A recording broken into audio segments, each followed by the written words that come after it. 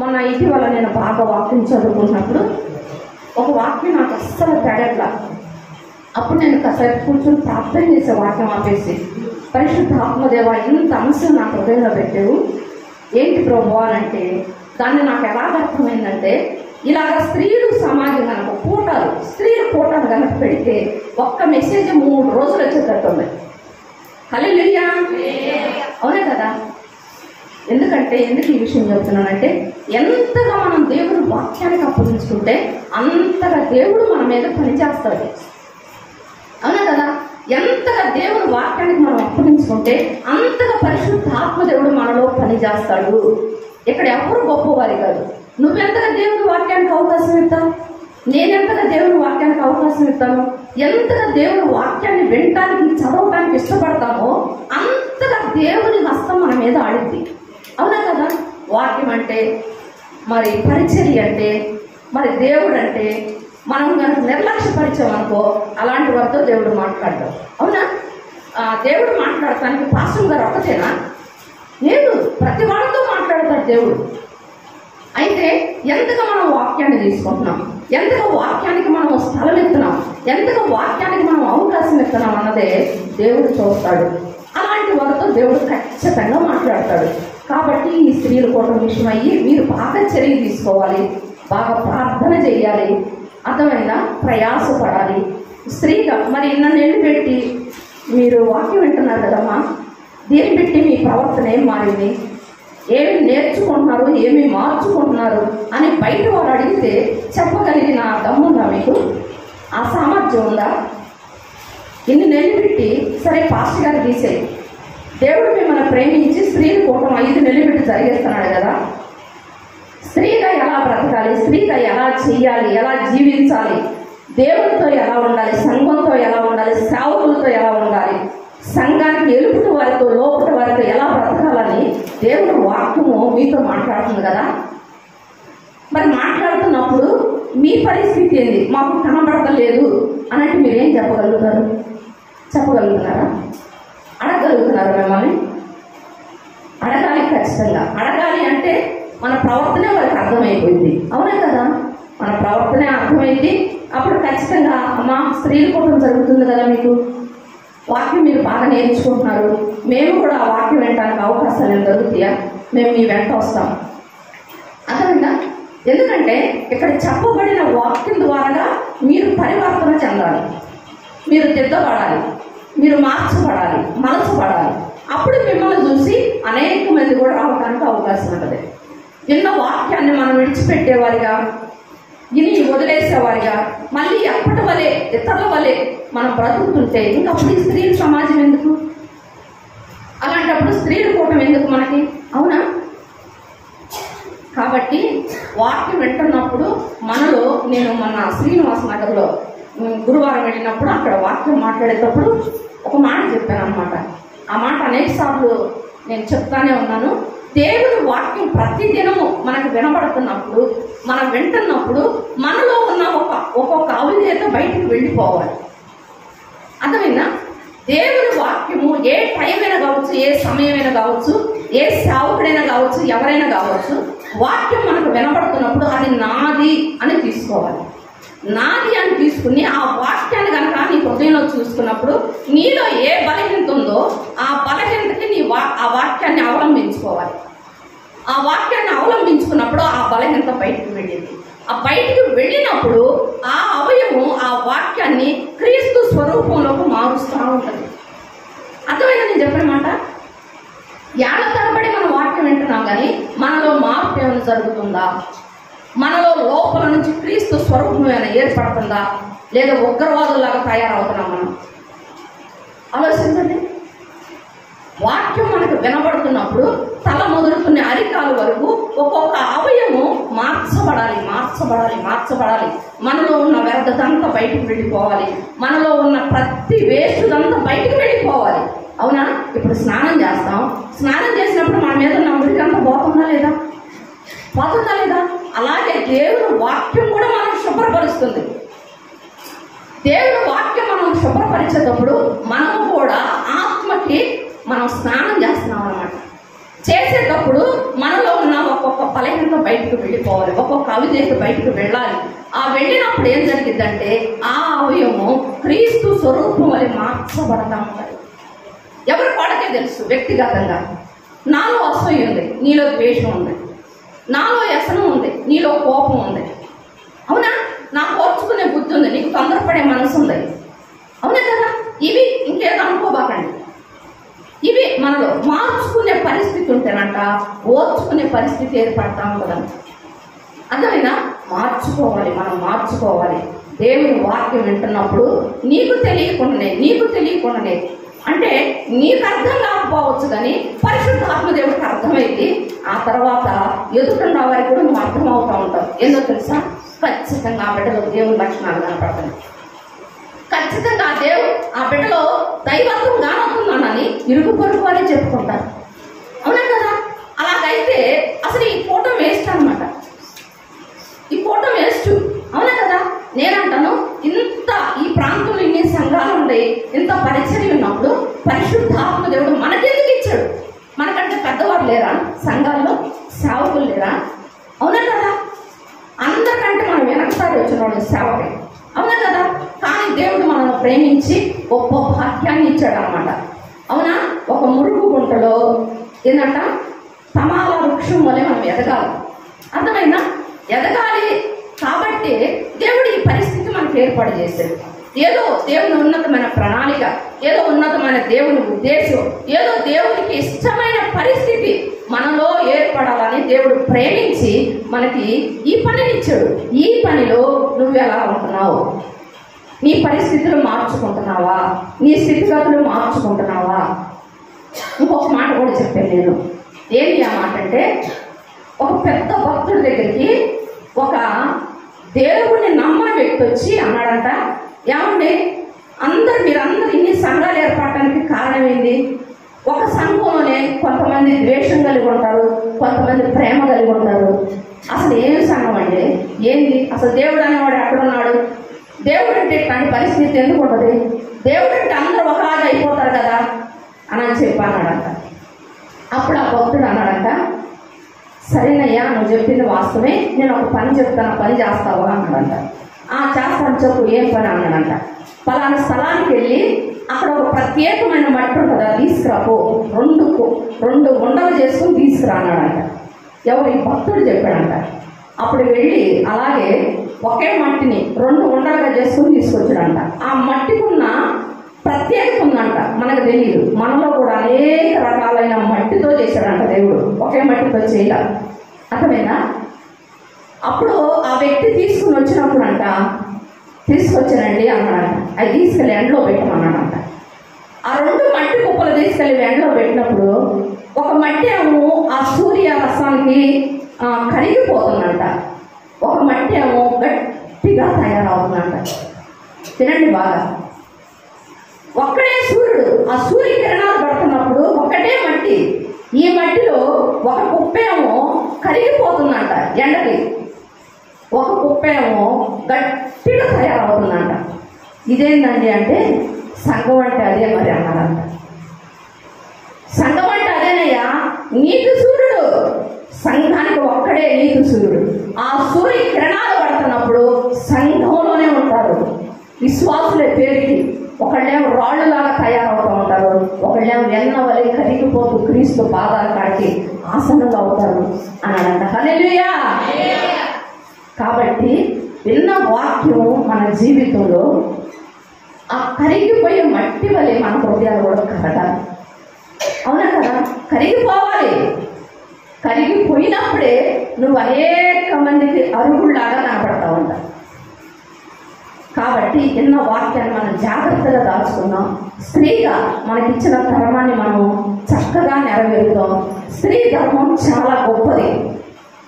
ఇటీవల ఒక సేవకుడు వాక్యం చెబుతూ అన్నాడు, భర్తకేమో దేవుడు బాధ్యత ఇచ్చాడంట, భారం ఇచ్చాడంట, కుటుంబ భారం వేయటానికి. స్త్రీకేమో బాధ్యత ఇచ్చాడంట. అర్థమైనా? పురుషుడు కష్టపడి సంపాదించి భారంతో ఆ కష్టపడ్డ డబ్బు తీసుకొచ్చి భార్యకి ఇవ్వాలంట. భార్య ఏమో బాధ్యతతో భర్తని, బిడ్డలను, కుటుంబాన్ని పోషించుకోవాలంట. అర్థమైనా? కుటుంబం అంటే ఒక్కడ ఒక్కరిదే కాదు, ఇద్దరిది. అర్థమైనా? అలాగే సంఘంలో కూడా సేవకుడు ఒక్కడిదే కాదు, సంఘాన్ని కూడా. అవునా కదా? సంఘం భార్య లెక్కలో ఉంది యేసయ్యకి.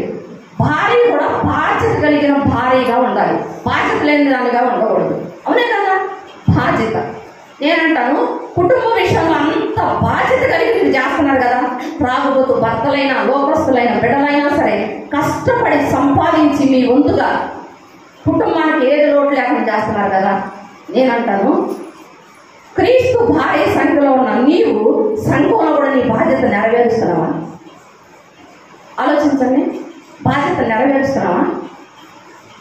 రాత్రి ఎవరు సేవకుడు అక్కడ చెప్తా, కంపెనీకి వెళ్ళేటప్పుడేమో 8 గంటలకల్లా వెళ్ళాలి, వెళ్ళకపోతే అతను గేట్ వేస్తాడు. చర్చికి అయితే 10 గంటలకు రావాలి, ఇక్కడ గేట్ వేసేవాళ్ళు లేరుగా. అలాగే నిజం, కుటుంబంలో అయితే మనం చక్కగా అన్ని చక్కపరుచుకుంటాం. అలా పరచుకోవద్దని నేను అన్నట్లే, నేను కూడా కుటుంబ బాధ్యత కలిగిన దాన్ని. అర్థమైనా? అయితే అన్నిటికంటే కూడా క్రీస్తు సంఘంలో నువ్వు నేను వధువులో ఒక్కొక్క కణాన్ని కాబట్టి మనలో గొప్ప బాధ్యత ఉంది. బాధ్యత ఉందా లేదా? బాధ్యత లేనివాడు మనం వాక్యం వింటున్నప్పుడు నీ బాధ్యత ఏదో నీకు అర్థం కావాలి. అవునా కదా? నీ పనేదో నీకు అర్థం కావాలి. వాక్యం వింటున్నప్పుడు దేవుడు ఏ రీతిగా నన్ను వాడుకుంటాడు, ఆయనకి నేను ఏ రీతిగా సహకరించగలను అని నీకు అర్థం కావాలి. అలా వచ్చిపోయేవాడు అనుకుంటే నువ్వు బాధ్యత లేని ఆడకూతురు అనమాట. అవునా కదా? బాధ్యత లేని స్త్రీ అనమాట. కాబట్టి కుటుంబంలో నీకు బాధ్యత ఉందో లేదో నాకు తెలియదు, కానీ సంఘంలో మాత్రం మనకెంతో బాధ్యత ఉంది. ఉందా లేదా? చాలా బాధ్యత ఉంది. బాధ్యత ఉంది, నా బాధ్యతను నేను నిర్వర్తించాలి అన్నవాడు చేయకండి. మరి ఖచ్చితంగా చేస్తున్నారా? ఓకే, చేయలేదు. మీ బాధ్యతను మీరు నెరవేరుస్తున్నారా? న్యాయం ఆలోచించండి. జాగ్రత్త. భోజనం ఎక్కడ చేసి ఇంకోసారి పిల్లు కడుతున్నారు మీరు. అర్థమైందా? బాధ్యత కలిగిన వారు అన్ని బాధ్యతగానే చేస్తారు. భోజనం మాత్రం చేస్తున్నారు, బిల్లును కోసాడు పడుతున్నారు. అది స్త్రీ ధర్మం కానే కాదు. నేను చెప్పిన మాట మరి అర్థమైందో లేదో తెలియదు. కాబట్టి బాధ్యత కలిగిన స్త్రీలుగా మనం చెయ్యాలి, ఖచ్చితంగా చెయ్యాలి. దేవుడు మన మీద బోల్డ్ అని ఆశలు పెట్టుకున్నాడు. అర్థమైనా? అది పురుషుడికి సంబంధించిందని మనం అనుకుంటానికి లేదు, అది కాపరికి సంబంధించిందని మనం అనుకుంటానికి వీల్లేదు.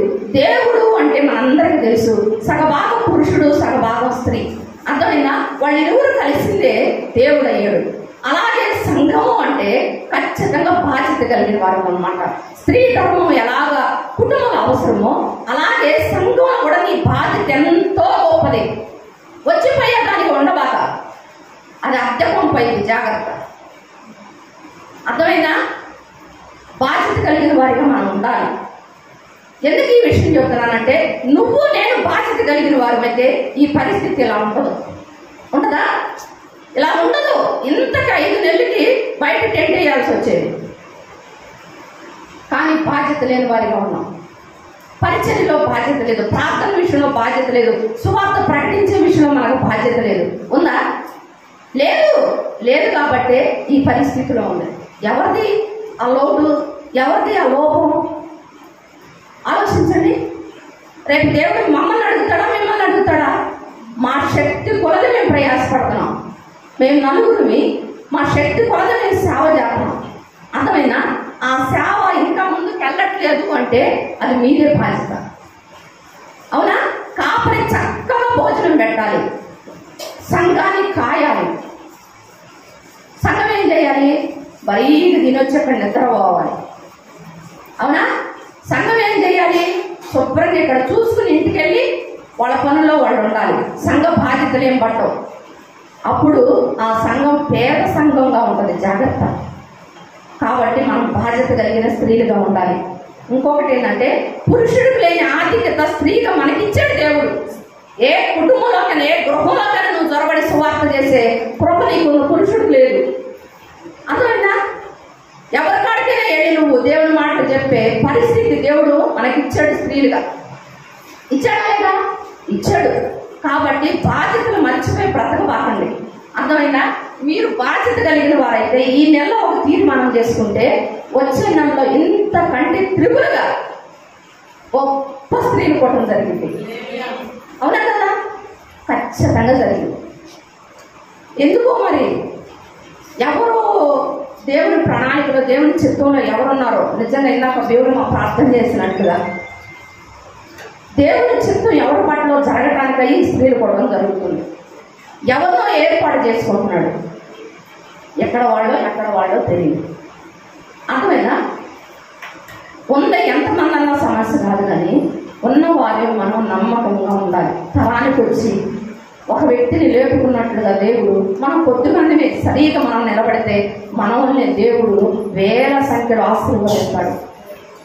కాబట్టి వీటన్నిటికీ కారణం ఏంటంటే వాక్య ప్రవర్తన మనకు లేక, వాక్యానుసారమైన జీవితం లేక, దేవుని మాట మనం విధేయం కాక ఇలాంటి భయంకరమైన పరిస్థితి ఏర్పడింది.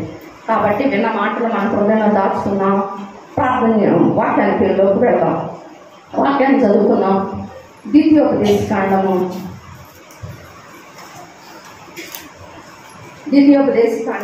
28వ అధ్యాయము 1వ వచనాన్ని చదువుకున్నాం.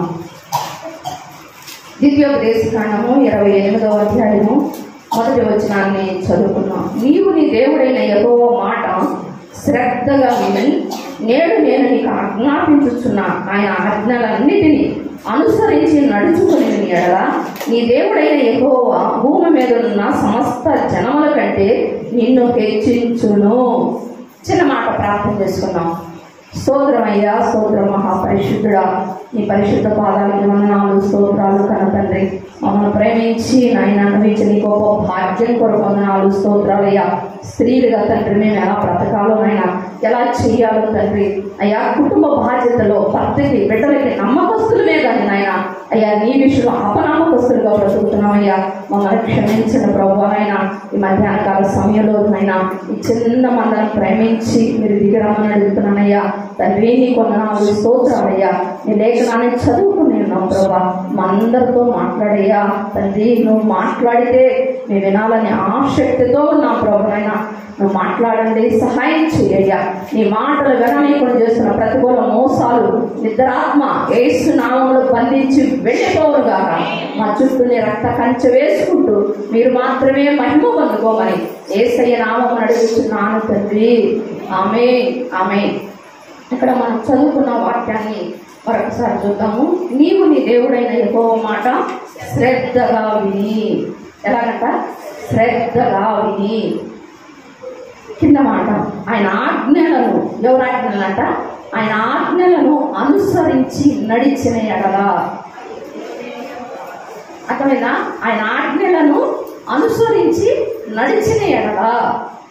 ఎవరు ఆజ్ఞలంట? దేవుని ఆజ్ఞలు. అవునా? దేవుని ఆజ్ఞలు ఏందో మనకు అందరికీ తెలుసు. అసలు ఆజ్ఞలు అంటే ఎన్నో మనం చూసుకోవద్దు, దేవుని వాక్యమే ఒక మాటలో చూసుకోవాలను. అవునా కదా? దేవుని ఆజ్ఞలు అనుసరించి నడిచిన ఎడలా భూమి మీద ఉన్న జనము కంటే నిన్ను హెచ్చిస్తాను అని ఇక్కడ దేవుని వాక్యాన్ని విన్నాం, మనం చదువుకున్నాం. అయితే దేవుని వాక్యంలో మనకి శ్రద్ధ. అవునా? దేవుని మాటలో మనకు శ్రద్ధ కలగాలన్నమాట. అవునా? శ్రద్ధ అంటే అశ్రద్ధ కూడా ఉన్నట్టేగా. అవునా కదా? శ్రద్ధ అంటే ఏదో అశ్రద్ధ కూడా ఉన్నట్టు అనమాట. కాబట్టి శ్రద్ధగా వినాలంట. ఆయన ఆజ్ఞలను అనుసరించి నడిచిన ఎడల. ఎట్లాగంట? అనుసరించి నడవాలంట. మనం ఒకవేళ అనుసరించకుండా నడవకుండా మాట శ్రద్ధగా వినకుండా ఉంటే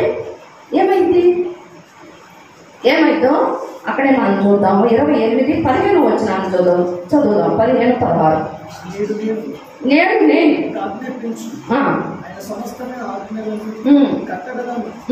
అనుసరించి నడుచుకోవాలని దేవుని యెహోవా సెలవిచ్చిన మాట వినని ఎడల ఈ శాపములన్నీ నీకు సంభవించును.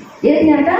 ఈ శాపమంతా సంభవించును. అంటే ఏంటికి అంటే ఆయన మాట వినకపోతే, వినని ఎడల, ఆయన ఆజ్ఞలను నువ్వు వినని ఎడల, ఆయన మార్గంలో నడవని ఎడల ఈ శాపములన్నీ 15 వచనాలు కనుక మనం చదువుకుంటే 15-16 కింద 22 వచనాల వరకు కనుక మనం చదువుకున్నాము. 15 వచనాలు చదువు. పిండి పిసుకుని తొలి శపింపబడు. నీ గర్భఫలము, నీ భూమి పంట, నీ ఆవులు, నీ గొర్రె మేకల మందలు శపింపబడు. నీవు లోపలికి వచ్చినప్పుడు శపింపబడదు, వెలుపలికి వెళ్ళినప్పుడు శపింపబడదు. నీవు నన్ను విడిచి చేసిన దుష్కార్యముల చేత నువ్వు హతము చేయబడి వేగముగా నశించు వరకు నువ్వు చేయబూనుకును కార్యములన్నిటి విషయంలోనూ యెహోవా శాపమును, కలవరమును, గద్దింపును నీ మీదికి రప్పించదను. ఎప్పుడంటది? ఆయన మాట విననప్పుడు. ఎలా వినాలి? శ్రద్ధగా వినాలి. ఆయన ఆజ్ఞలను అనుసరించాలి. అనుసరించకపోతే మన మీద ఉండే శాపం, ఆనాడు ఇశ్రాయేలుతో చెప్పిన మాట ఇప్పుడు మనతో కూడా చెప్తున్నాడు. అవునా? అయితే నేను ఏం చెప్తున్నానంటే, ఆయన ఆజ్ఞల్లో, ఆయన చెప్పిన మాటలో, ఆయన ఇచ్చిన మాట సెలవు ప్రకారం కనుక మనం బ్రతికితే, అవునా కదా? శాపాన్ని నాకెందుకో దాన్ని ఉచ్చరించడానికి నాకు ఇష్టం కలగట. ఎందుకంటే మనం క్రీస్తు రక్తం చేత కడగబడిన వారిని, ఆశీర్వాదంలోకి వచ్చిన వారిని. అయితే ఒకటి ఆ మాట కూడా తీసుకోవాలి మనం, అవునా కదా? ఎందుకంటే అలాంటి లోపాలు మనలో ఉంటే మనం సరి చేసుకోవడానికి అవకాశం ఉంటుంది. ఆయన మాటకు నువ్వు విధేయత చూపకపోతే, ఆయన మాటకు నువ్వు లోబడకపోతే, ఆయన ఆజ్ఞలకు నువ్వు అనుసరించి నడవకపోతే ఈ శాపములన్నీ నీ మీద నిలిచి ఉంటాయి. ఎప్పుడు అంటే నువ్వు లోపలికి వెళ్ళినప్పుడు శాపం వచ్చిందంట, బయటికి వచ్చినప్పుడు శాపం వచ్చిందంట. అంత మాత్రమే కాదు, కానీ పక్కన 29వ అధ్యాయం కూడా చూసుకుంటే అంత శాపమే. నీ మీద ఉన్న శాపం నీ బిడ్డల మీద అని చెప్తాడు. అర్థమైందా? నువ్వు భయంకరంగా వేడవటం, నీ బిడ్డలు కూడా ఏడుస్తారు.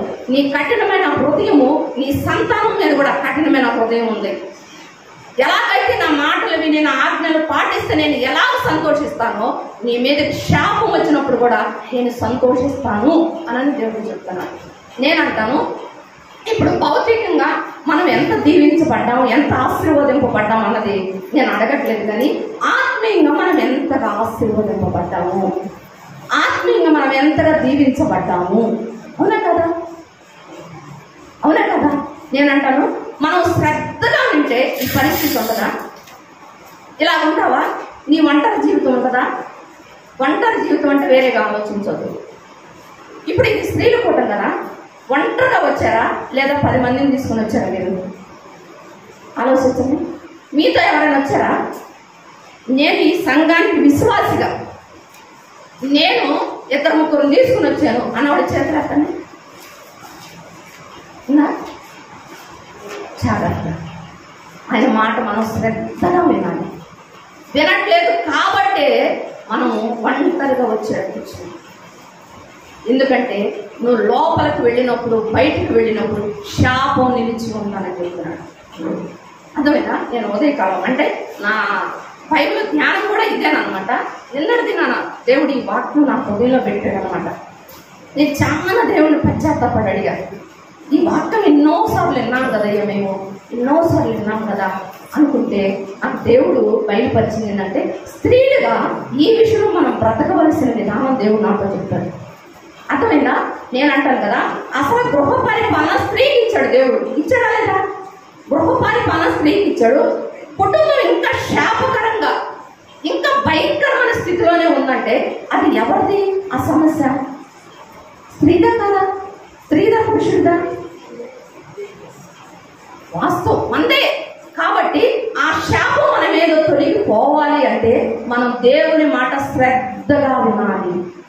దేవుని మాట శ్రద్ధగా విని ఆయన ఇచ్చిన ఆజ్ఞలను అనుసరించి నడిచిన ఎడల, ఏమన్నాడు? నడిచిన ఎడల భూమి మీద ఉన్న జనము కంటే నిన్ను హెచ్చిస్తాను, నిన్ను హెచ్చిస్తాను. అవునా కదా? అది హెచ్చించకుండా ఉండడానికి కారణం ఎవరు? మనమే కదా, మనమే కదా. శ్రద్ధగా మాట తీసుకోకుండా ఉండడానికి కారకుడు మనమే కదా. కాబట్టి ఆ 15 వచనంలో ఉన్న శాపం మన మీద పని చేయటానికి వీలు లేదు. అవునా కదా?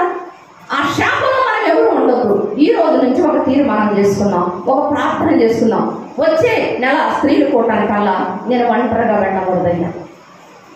నేను వెళ్ళకూడదు, ప్రార్థన చేసుకోవాలి. నేను ఆశీర్వదింపబడిన దానిగా నేను నా వెంట ఎవరైనా తీసుకెళ్ళాలి, ఇంకొక విశ్వాసం తీసుకెళ్ళాలి, ఇంకొక లోకస్తురాలను తీసుకెళ్ళాలి. ఎందుకంటే ఆత్మీయతలో నేను ఆశీర్వదింపబడాలి, నేను దీవించబడాలి అని మనం ప్రార్థన చేసుకోవాలి. అయితే ఈ మధ్యాహ్న కాల సమయంలో మనం దేవుని మాట కనుక శ్రద్ధగా వింటే మనకు కలిగే దీవెన లేదో అక్కడే మనం చదువుకుందాము. 2వ వచనాన్ని చదువుదాం.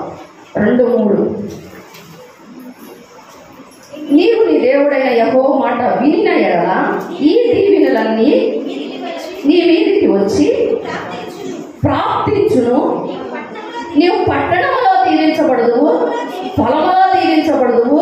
నీ గర్భఫలమును, నీ భూఫలమును, నీ పశువుల మందయు, నీ దుక్కుటి ఎద్దులను, నీ గొర్రె మేకలను దీవింపబడును.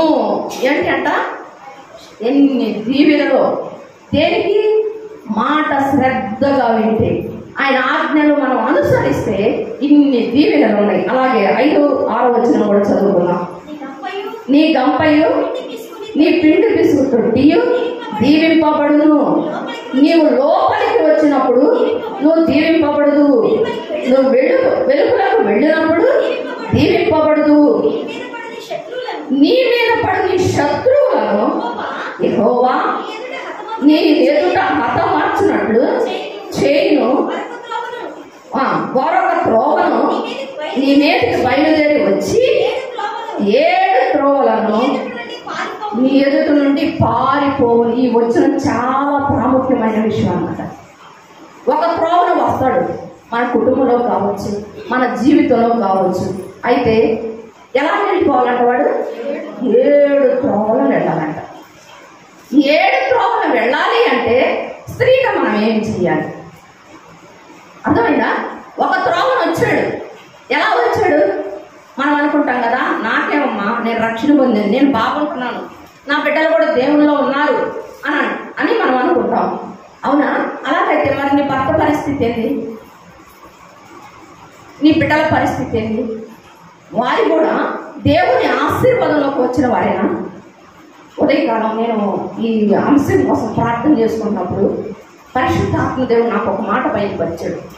ఏంటి ఆ మాట అంటే, నిజముగా దేవుని ఆజ్ఞలు అనుసరించే స్త్రీ అయితే, నిజముగా దేవుని మాట శ్రద్ధగా వినే స్త్రీ అయితే ఆ కుటుంబంలో త్రాగుడాత్మ పని చేయకూడదు. హల్లెలూయా! ఆ కుటుంబంలో శాపకరమైన పరిస్థితి బిడ్డల మీద ఉండకూడదు. వాస్తవం ఇది. నేను చాలా ఆశ్చర్యపోయాను. అవునా ప్రభా, అంత దమ్ము ధైర్యం స్త్రీకి ఇచ్చావా నువ్వు? వాస్తవం ఇచ్చాడా లేదా? ఎంతమంది ఎన్ని సాక్ష్యాలు మనం వింటున్నాం లేదా? ఖచ్చితంగా వింటున్నాం. ఈ దినం నుంచి ఆ ప్రార్థన చేసుకోండి. ఎలాగొచ్చాడో, ఒక త్రోవలో నుంచి నీ ఇంట్లోకి వచ్చాడు, నీ కుటుంబంలోకి వచ్చాడు, నీ హృదయంలోకి వచ్చాడు.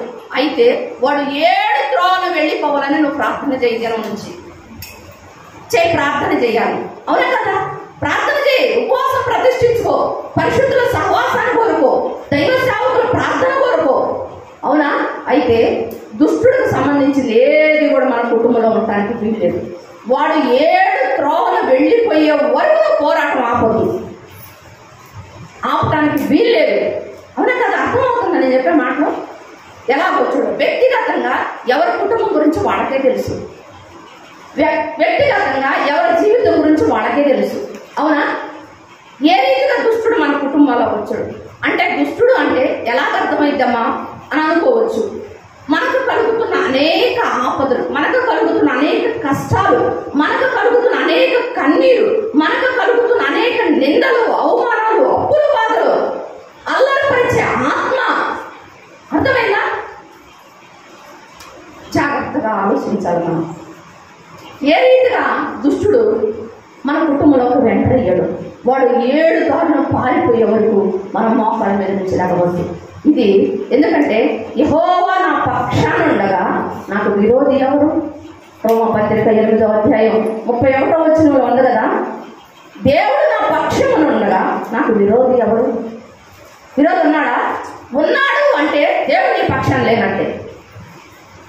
ఉన్నాడు అంటే దేవుడితో నీకు సరైన సంబంధం లేదు. అవునా కదా? ఇంకా శత్రువుకి అవకాశం ఉంది మనలో ఉంటే దేవుడితో సరైన సంబంధం లేదు. జాగ్రత్త, ఈ విషయంలో సీరియస్ తీసుకోండి.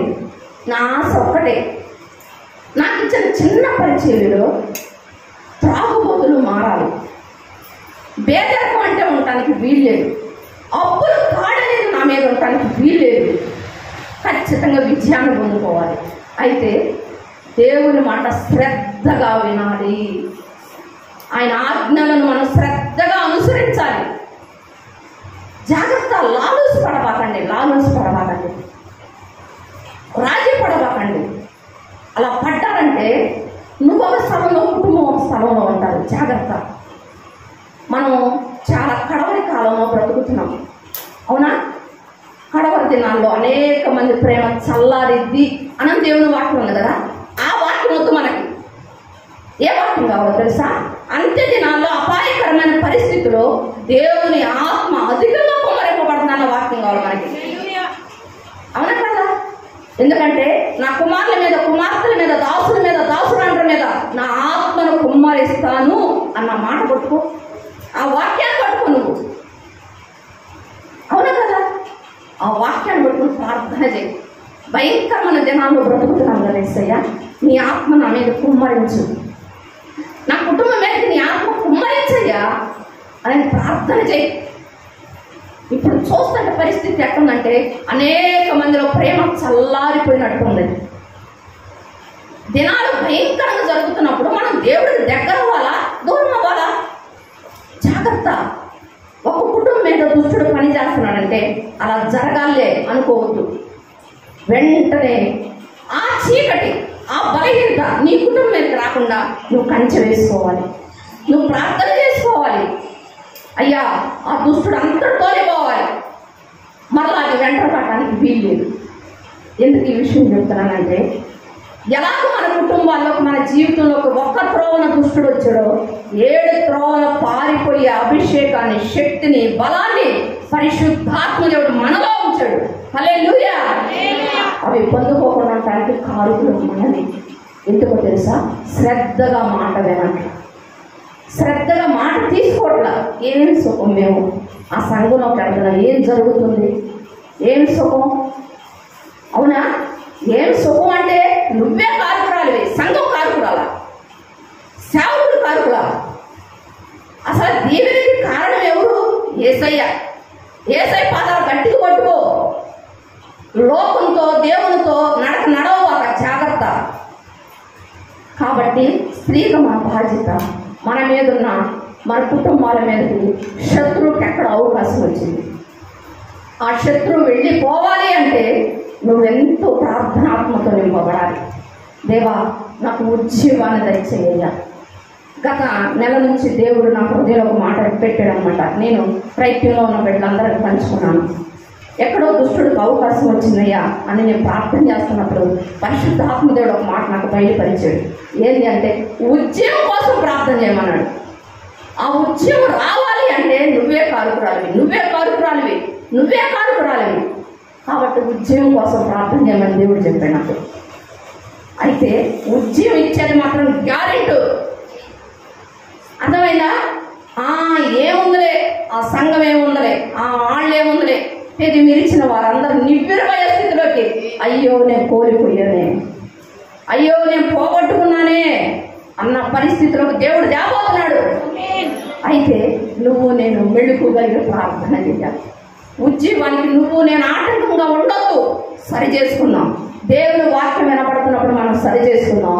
దేవుని ఆత్మ కుమ్మరింపు కోసం ప్రార్థన చేసుకున్నాం. అలా కుమ్మరింపబడాలంటే ఆయన మాటను శ్రద్ధగా వినాలి, ఆయన ఆజ్ఞలు శ్రద్ధగా అనుసరించాలి. అనుసరిస్తే గొప్ప దీవెనలు మనయే. ఇంకా కింద మాట కూడా మనం చదువుకున్నాము, 8-9 వచనాలు కూడా చదువుకున్నాం. అందరూ వాక్యాన్ని చూద్దాం, వాక్యాన్ని విందాం. నీకు దీవెన కలుగునట్లు యెహోవా ఆజ్ఞాపించును.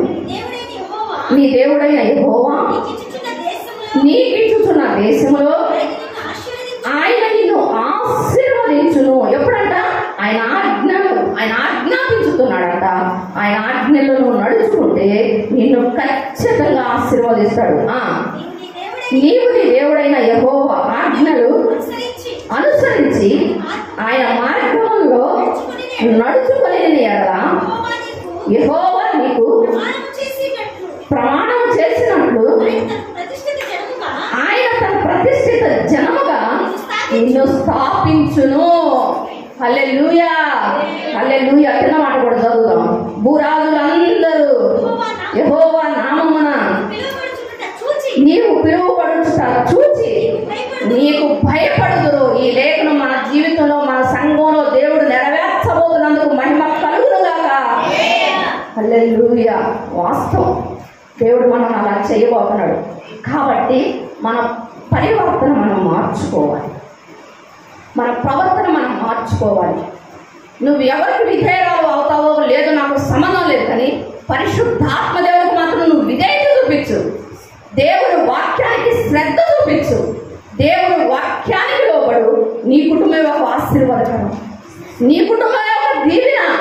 అలా చేయబోతున్నాడు. కింద వచ్చిన కూడా చదువుకున్నాం 10-11.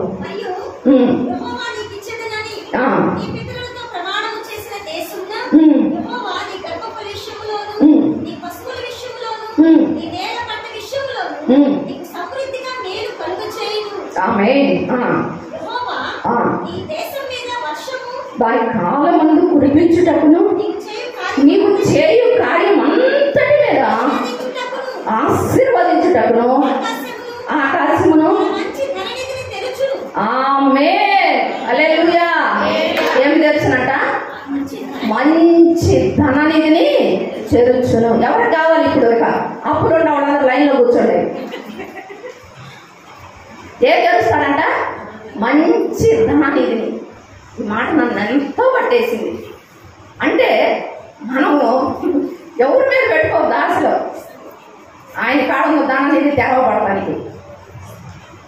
ఆ ధననిధి తెరవబడాలంటే నువ్వు ఖచ్చితంగా ఆయన చెప్పిన ఆజ్ఞల్లో బ్రతకాలి. ఏం తెలుస్తాడంట? ఆకాశమును తెరిచి మంచి ధననిధిని నీకు ఇస్తాడంట. నీవు అనేక జనములకు హల్లెలూయా అప్పించుదు గాని అప్పు చెయ్యవు. నేడు నేను నీకు ఆజ్ఞాపించు మాటలన్నిటిలో దేని విషయంలోనూ కుడికి గాని ఎడమకు గాని తొలగకుండా నాని దేవతలను అనుసరింపకయు వాటికి పూజింపకయు ఉన్న ఎడల అనుసరించి నడుచుకొనవలెనని నేను మీకు ఆజ్ఞాపించుచున్న నీ దేవుడైన యెహోవా ఆజ్ఞలను విని వాటిని అనుసరించి గైకొని ఎడల యెహోవా నిన్ను తలగా నియమించెను. హల్లెలూయా. ఈ దీవెనలన్నీ మనము భవిష్యత్తులో పొందుకోబోతున్నాం. ఆమేన్. ఈ సంవత్సరమే పొందుకోబోతున్నాం మనం. ఉందా? ఆశ ఉందా? ఉందా? ఖచ్చితంగా ఉంది. నాకైతే ఉంది, ఖచ్చితంగా ఉంది. కాబట్టి నేను ఒక్కదాని కదయ్యా, నా సంఘం అంతా పొందుకోవాలి. అర్థమైందా? ఎలా నియమించాడంట? తలగా నియమించాడు. నువ్వు అప్పు ఇస్తావు కానీ అప్పు చెయ్యవు. ఖచ్చితంగా మీరు రోషం కలిగిన బిడ్డలైతే ఖచ్చితంగా నాతో పాటు యేసయ్య పాదాలు గట్టిగా కొట్టుకోండి. ఇటీవల తమ్ముడు ఫోన్ చేసి, అక్క నేను ఈ సంవత్సరం ఒకళ్ళకి అప్పించాను అక్క అన్నాడు. నాకు చాలా సంతోషం వేసింది. ఇస్తామని అడగబాకన్నా, నేను ఇస్తామని అడగబాక. ఎందుకంటే నేను అదే ప్రార్థన చేస్తున్నాను. నా చిన్న పరిచయంలో అప్పు మేము తీసుకునేవారిగా ఉండొద్దు, అప్పు ఇచ్చేవారిగా ఉండాలి. అయితే సూచనగా దేవుడు ఆ చిన్న పని చేశాడు. నాకు చాలా సంతోషం వేసింది. అవునా కదా? కాబట్టి ఖచ్చితంగా మనం అందరిని దేవుడు ఇచ్చేవారిగా దీవించబోతున్నందుకు దేవుడికి మహిమ కలుగునుగాక. అయితే ఒక షరతు పెట్టాడు. అన్ని దేవతలను అనుసరించొద్దు, పూజించొద్దు, కుడికి కానీ ఎడమకు కానీ నువ్వు తొలగిపోవద్దు. అన్ని జనులు అంటే ఎవరు విగ్రహారాధన చేసేవారు అనుకోవాలండి. ఎవరైతే క్రీస్తు రక్తం కిందకి రాలేదో వాళ్ళందరూ అన్ని జనులే. వాళ్ళే నీ భర్త కావచ్చు, వాళ్ళే నీ బిడ్డలు కావచ్చు, వాళ్ళే నీ తల్లిదండ్రులు కావచ్చు, వాళ్ళే నీ రక్త సంబంధులు కావచ్చు. అయితే వాళ్ళు చేయు ప్రయత్నంలో ఎక్కడ లోపడదు. కుడికి కానీ ఎడమకు కానీ మనం తొలగిపోవద్దు. ఎందుకు తెలుసా? తలగా నియమించబోతున్నాడు కాబట్టి. అర్థమైందా? నాకు చాలా సంతోషం వేసింది. మరి కాదని చేదరించుకొని వెళ్ళారు కదా ప్రభువా, అవునా? వాళ్ళందరూ గుండె పట్టుకుని ఏడుస్తారు బిడ్డ, ఖచ్చితంగా ఏడుస్తారు. అయ్యో మాకు ఇచ్చిన స్థానాన్ని కోల్పోయామే, మాకు ఇచ్చిన మా పరిచర్యను కోల్పోయామే. అర్థమైందా? కాబట్టి అలా చేయబోతున్నాడు. ఖచ్చితంగా మీరు మాత్రం దేవుడి మాట శ్రద్ధగా వినండి, శ్రద్ధగా అనుసరించండి. దేవుడు ఈ నూతన సంవత్సరంలో గొప్ప కార్యాలు చేయడానికి మన పక్షాన ఉన్నాడు. అయితే ఒక్కటే ప్రేయర్ రిక్వెస్ట్ అడుగుతున్నాను, ఏటి కోసం ప్రార్థన చేయొద్దు, ఒక్కటే ప్రార్థన చేయండి. నాకు, నా కుటుంబానికి, సంఘానికి ఉజ్జీవాన్ని దయచేయండి, ఉజ్జీవాన్ని దయచేయి. ఇవన్నీ మనం పొందుకోవాలంటే ఒక్కటే కారణం, ఉజ్జీవం కావాలి. ఆ ఉజ్జీవం రావడానికి నువ్వు నేనే కారుకుని, ఆ ఉజ్జీవం రావడానికి నువ్వు నేనే కారుకుని, ఆ ఉజ్జీవం ఆగిపోవడానికి నువ్వు నేనే కారుకుని. మూత వేసేవారిగా ఉండొద్దు, మూత తీసేవారిగా ఉందాం మనం.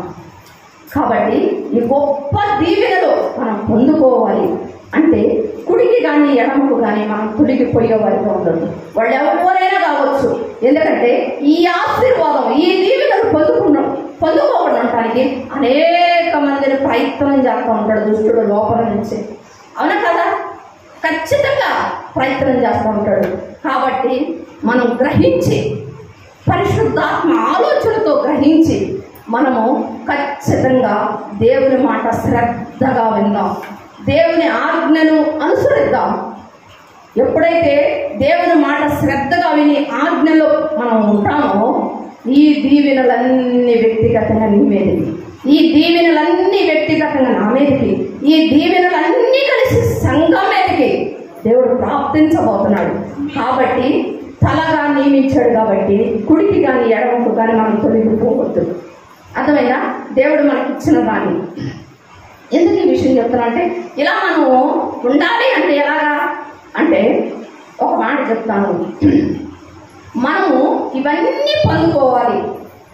మనము దేవుడి మాట శ్రద్ధగా వినాలి, దేవుని ఆజ్ఞలు అనుసరించి బ్రతకాలి అని అంటే మొదటిగా దేవుని వాక్యంతో నీకు సరైన సంబంధం ఉండాలి. దేవుని వాక్యంతో నీకు సరైన సంబంధం ఉండాలి. ఎవరితో కాదు, పరిశుద్ధాత్మతో నీకు సరైన సహవాసం ఉండాలి. అర్థమైందా? యేసయ్యతో విజ్ఞాపన ఉండాలి. అర్థమైందా? అలాగే తండ్రి అయిన దేవుడితో స్తుతి ఉండాలి, నీకు స్తుతి ఉండాలి. వీటిలో ఎప్పుడైతే ఉంటావో ఖచ్చితంగా ఆయన మాటకు నువ్వు శ్రద్ధగా లోబడతావు, శ్రద్ధగా వింటావు. ఈ 4 లక్షణాలు మనలో ఉన్నాయో లేదో చూసుకో. వీటికి కనుక నువ్వు ఒబే అవుతే ఖచ్చితంగా నీ ఎదురున్న దైవ సేవకులు కూడా విధేయత కలిగి బ్రతుకుతావు. సంఘానికి నువ్వు సర్వెంట్ అయిపోతావు. అవునా కదా? నేను అంటున్నానా? పరిశుద్ధాత్మ దేవుడు అన్నాడా? కాబట్టి మనము మొదటిగా మనలో దేవుని వాక్యంతో సరైన సంబంధం కలిగి ఉండాలి.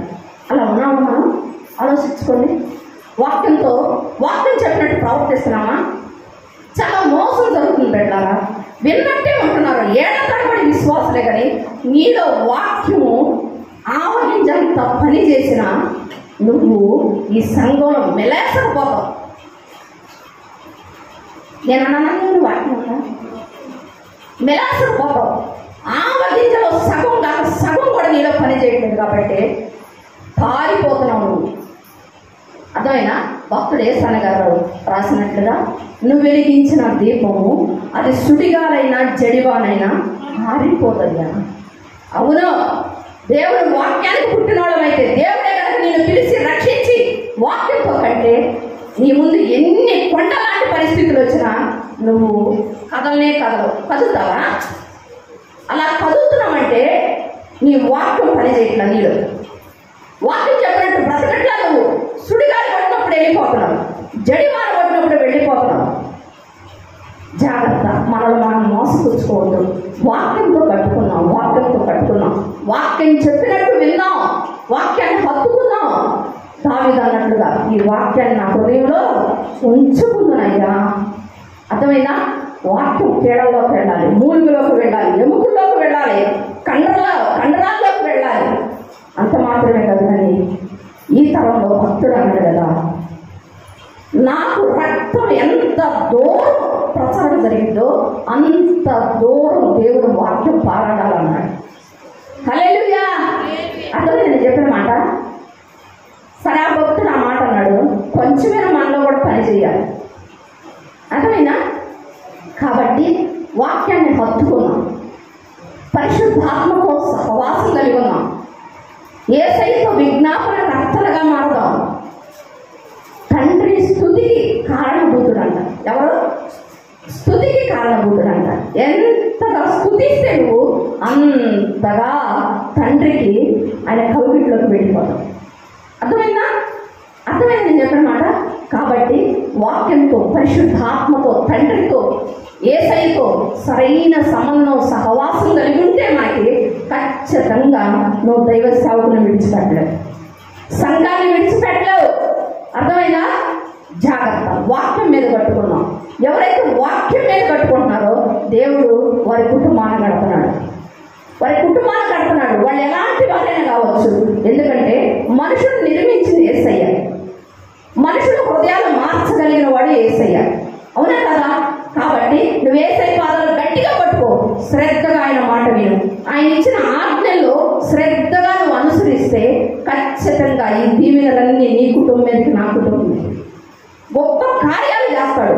ఇంకా మన కుటుంబాలు శాపంగా ఉంటున్నాయి, కన్నీటితో ఉంటున్నాయి, దీవించబడలేకుండా ఉంటున్నాయి, భయంకరమైన దుష్టుడికి అవకాశంగా మన కుటుంబాలు ఉంటున్నాయి. అంటే కారుకురాలు నువ్వే, కారుకురాలు నేనే.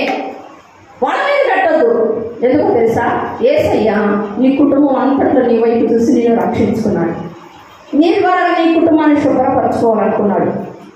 కాబట్టి మనం ప్రార్థన చేసుకున్నాం, అయ్యా నన్ను అలాగూ చేయి, దీవెనికి ఆశీర్వాదానికి కారుకురాలు లాగా నన్ను చెయ్యయ్యా. అయితే నీ మాటనే శ్రద్ధగా వింటానయ్యా, నువ్వు ఇచ్చిన ఆజ్ఞలు ఖచ్చితంగా నేను అనుసరిస్తాను. అవునా కదా? కాబట్టి అలా ప్రార్థన చేసుకున్నాం. దేవుని వాక్యంతో, పరిశుద్ధాత్మతో, తండ్రితో, యేసయ్యతో